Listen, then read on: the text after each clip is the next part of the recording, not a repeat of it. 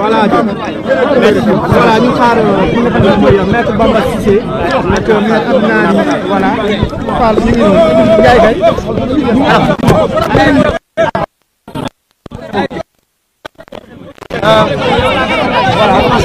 maître ñu ñëw ci kàllaama Kocc d'abord lan lañ mën a tënk ci li nga xam ne moom mooy procès ak leen jigéen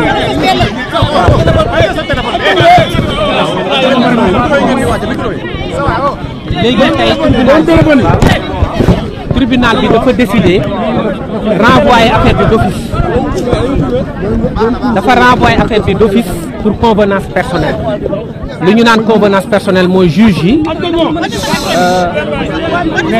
dossier bi dañ ko yéex a jot te booy àtte da ngay xam li ngay àtte pour bañ di violer droit Azoura wala droit Kairé ñu ne dañ koy renvoyer ba semaine prochaine loolu moo tax ñu yóbbu ko semaine prochaine le 22 mai léegi ci kaw loolu yoon dafa ne bu fekkee ni dañu renvoyer benn affaire avocats yi am nañ droit demander liberté provisoire ci kaw loolu man maître Abdinar Ndiaye mii maître Brice Silva mii maître Ciré Clédor Ly ak maître Saïd Larifou ak ñëpp ñu ànd ak ñun ñëw demander liberté provisoire boobu gannaaw bañ ko laajee ba pare juge yi dañu ne Azoura Fall situation médicale am mayu ko muy toogaat ci prison bi pour bañ mu aggravé wu dañ koy bax mu dem ñibbi mooy bàyyi ndigandiku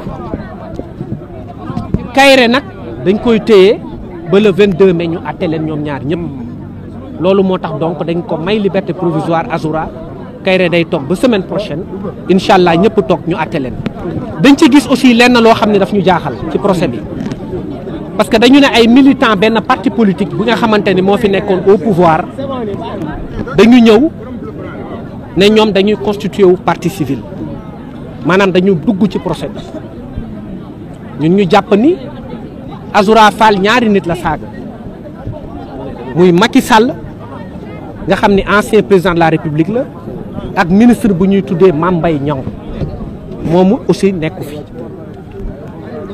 ñële ñëw ne ñoom seen militant lañ dañu saaga seen leader loolu moo tax ñu dugg suñu dossier ñu ne leen nag ñun droit moo ñu fi indi politique indiwuñ fi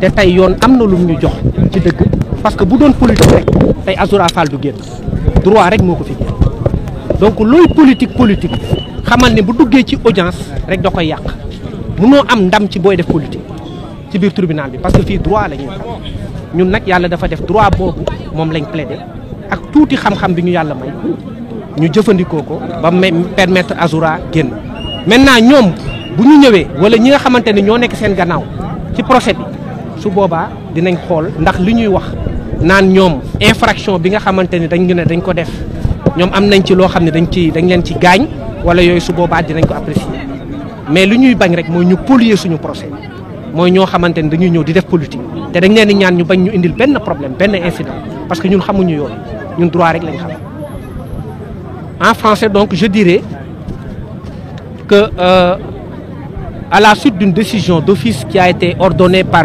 les juges du tribunal de grande instance hors classe de Dakar, monsieur Azoura Fall et Kairé ont fait l'objet d'un renvoi au 22 mai, le dossier bien entendu.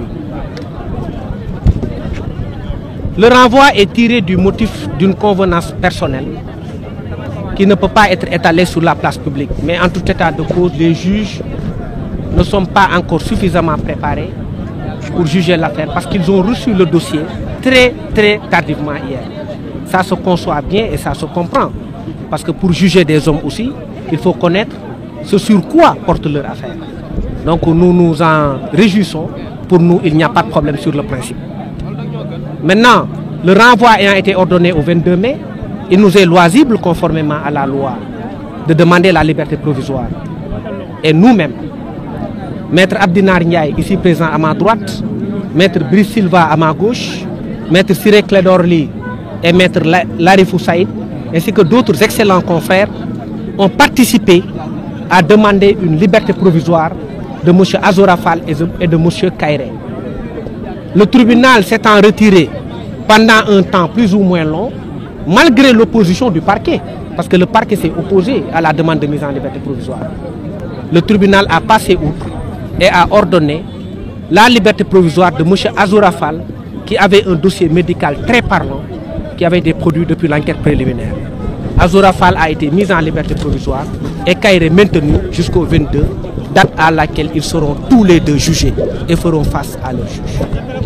Ce qui nous a gênés dans l'affaire, c'est la présence d'un cheveu dans la soupe. Parce que nous ne faisons pas de la politique. Nous faisons du droit. Des militants de partis politiques se sont incrustés à notre affaire pour dire qu'ils se constituent partie civile. On ne les connaît pas. Ils n'ont pas été victimes d'injures.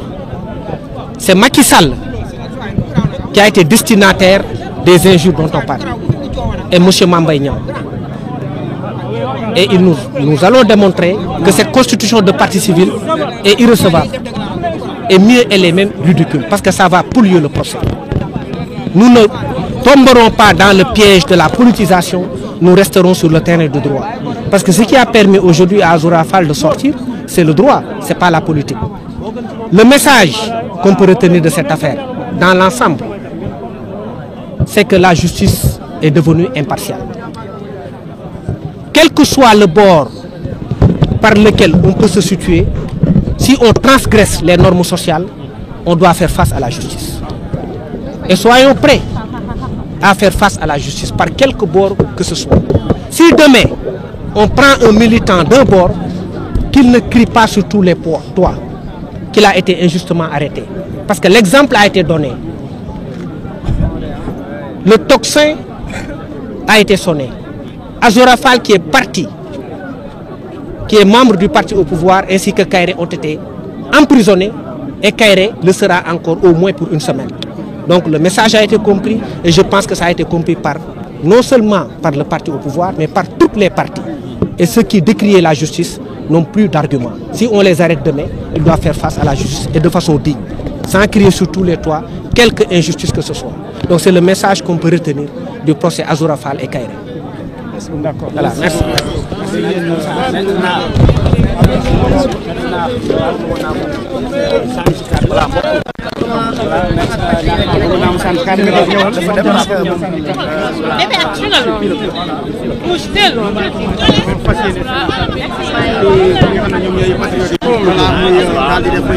Avancez tout. Voilà, soxna si lan nga bëgg a sànni ci kàddu. Asalaamaaleykum.